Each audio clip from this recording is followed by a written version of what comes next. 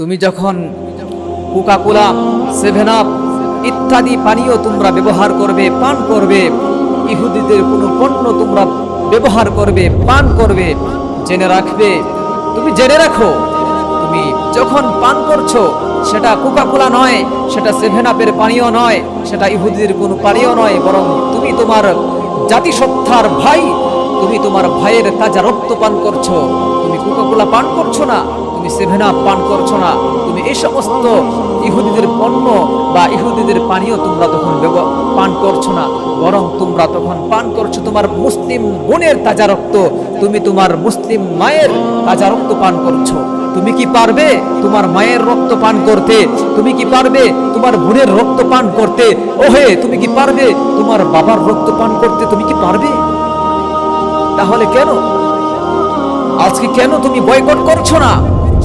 সর্বাত্মকভাবে তাদেরকে চতুর্দিক থেকে কেন আমরা বয়কট করতে পারছি না? আফসোস এবং পরিতাপের বিষয় হচ্ছে আমরা মুসলমান হয়েও নিজেদেরকে মুসলিম দাবি করছি, অথচ আজকে আমরা তাদেরকে সর্বাত্মকভাবে চতুর্দিক থেকে আমরা তাদেরকে বয়কট করছি না। আজকে যদি আমরা উচিত ছিল আমরা তাদের সাথে পক্ষ হয়ে সরাসরিভাবে ইহুদিদের বিরুদ্ধে সরাসরিভাবে তাদেরকে মোকাবেলা করা, আমরা তো পারছি না, এটা আমাদের দুর্বলতা। কিন্তু আজকে আমাদের উচিত হচ্ছে, যেটা পারবো, যেটা আমাদের জন্য সক্ষমতার ভিতরে আছে, সীমাবদ্ধতার ভিতরে আছে, আমাদের উচিত হলো আমরা সর্বাত্মকভাবে চতুর্দিক থেকে ওই ইহুদিদের পণ্যকে আমরা সর্বদিক থেকে আমরা বয়কট করব। যদি কেউ মনে করে রাখে, যদি আপনি মনে করেন যে আল্লাহ তাআলা হয়তো তাদের সাথে নেই, তাহলে কেন আজকে 100 বছর যাবত আজকে তাদের উপরে নির্যাতন আগ্রাসন চালাচ্ছে ইহুদিরা? এটা ভুল হবে, কারণ আল্লাহ তাআলা বলেছেন ওয়ালান তুগনি আনকুম ফিআতুকুম শাইআন ওয়ালাউ কাসুরাত ওয়া আন্নাল্লাহা মাআল মুমিনিন। আরে যদি মুসলিম এবং অসহায়দের এবং নির্যাতিতদের বিরোধী পক্ষ যদিও বেশি দল হয়ে থাকে, তাদের সংখ্যা যদি বেশি হয়ে থাকে, তাহলে চিন্তার কোনো কারণ নাই, বিজয় অসহায় এবং মাজলুমদেরই হবে। কারণ আল্লাহ তাআলা বলেছেন ওয়া আন্নাল্লাহা মাআল মুমিনিন, আল্লাহ তাআলার সাহায্য, আল্লাহ তাআলার রহমত, আল্লাহ তাআলার অনুগ্রহ একমাত্র মুমিনদের সাথে আছে। আল্লাহ নিজে তাদের সাথে আছে। অন্য জায়গায় বলেছেন ওয়া কানা হাক্কান আলাইনা নাসরুল মুমিনিন, আরে মুসলিমদেরকে সাহায্য করা, মুমিনদেরকে সাহায্য করা, এটা আল্লাহ তাআলা আমার দায়িত্ব। সুতরাং এত হীনম্মন্যতার কোনো কারণ নেই, এত হীনম্মন্যতার কারণ নেই। বিজয় আসবে, এই বিজয় অবধারিত ইনশাআল্লাহ। এই বিজয় এমন ভাবে আসবে যে পৃথিবীর প্রত্যেকটা কুটির ঘরে পর্যন্ত ইসলামের হেলানো নিশান পড়বে।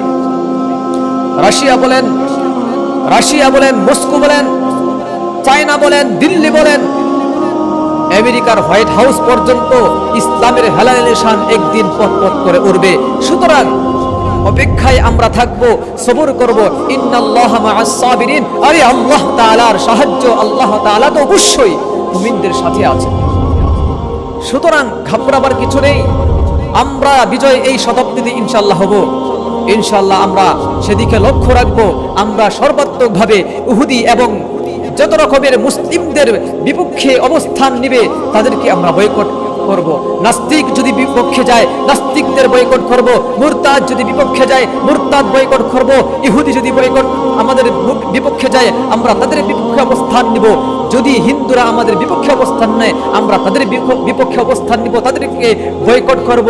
যদি কোনো ব্যক্তি আমাদের মুসলিমদের কোনো অসহায় মাজলুমদেরকে জুলুম করে, আমরা তাদের বিপক্ষে অবস্থান নিব।